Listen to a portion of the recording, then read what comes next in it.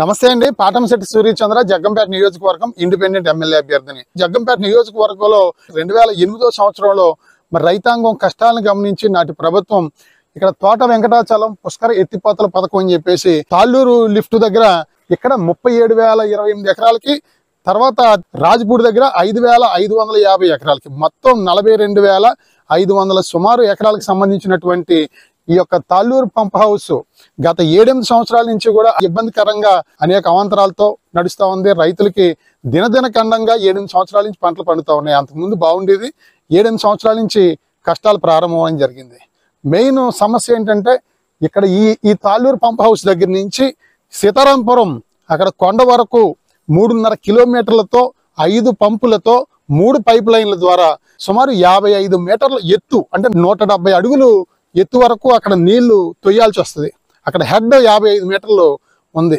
ఈ బాగా ప్రెజర్ ఎక్కువ పెట్టి వాటర్ తోయడం వల్ల కరెంట్ పోయినా, మోటార్ రిపేర్ వచ్చినా వాటర్ అంతా సరే ఒకేసారి రివర్స్ లో రావడం వల్ల ఈ వేసినటువంటి సిమెంట్ పైపులు లీకేజ్ వచ్చి బ్రేకేజ్ అవడం వల్ల పైప్ లైన్ లెగిసిపోతున్న పరిస్థితి.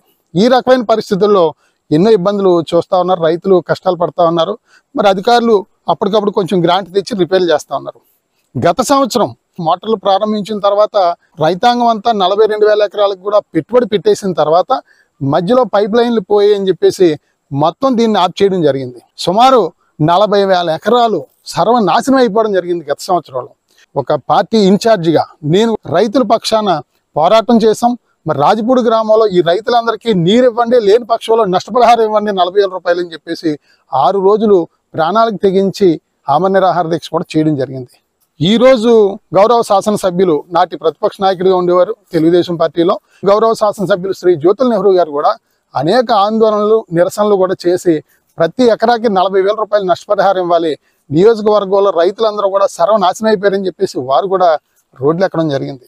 అనంతరం ఎన్నికలు రావడం జరిగింది, 2024 ఎన్నికలు. ఈ యొక్క రైతుల కష్టాల్లోనే మరి రైతులకు తెలియజేశారు తెలుగుదేశం పార్టీ, కూటమి పార్టీ నాయకులందరూ కూడా ఈ కూటమి ప్రభుత్వాన్ని గెలిపించండి, జ్యోతుల నెహ్రూ గారిని గెలిపించండి, సైకిల్ గుర్తుపై ఓటు వేయండి, గెలిచిన వెంటనే ఇక్కడ పుష్కర ఎత్తిపోతల పథకం ద్వారా రిపేర్ చేసి పైప్ లైన్ మార్చి, మోటార్లు మార్చి, ట్రాన్స్ఫార్మర్లు మార్చి దీన్ని పూర్తి రిపేర్ చేసి ప్రతి ఎకరానికి సాగునీరు ఇచ్చే బాధ్యత మేము తీసుకుంటామని చెప్పేసి చెప్పిన నాయకుల మాటలు విని ప్రజలందరూ కూడా 50,000 పైచిలకు మెజార్టీతో, అత్యధిక మెజార్టీతో గౌరవనీయులు శ్రీ జ్యోతుల నెహ్రూ గారిని ఎమ్మెల్యేగా గెలిపించడం జరిగింది.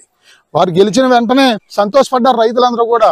సర్వనాశనం అయిపోయాం పెట్టుబడులు పెట్టి, ఈ రోజు మళ్ళీ తెలుగుదేశం పార్టీ గెలిచింది, మళ్ళీ నీరు వస్తుంది, ఇక్కడ పైప్ లైన్ మారుస్తారు అని చెప్పేసి అనుకున్న పరిస్థితుల్లో గౌరవ శాసన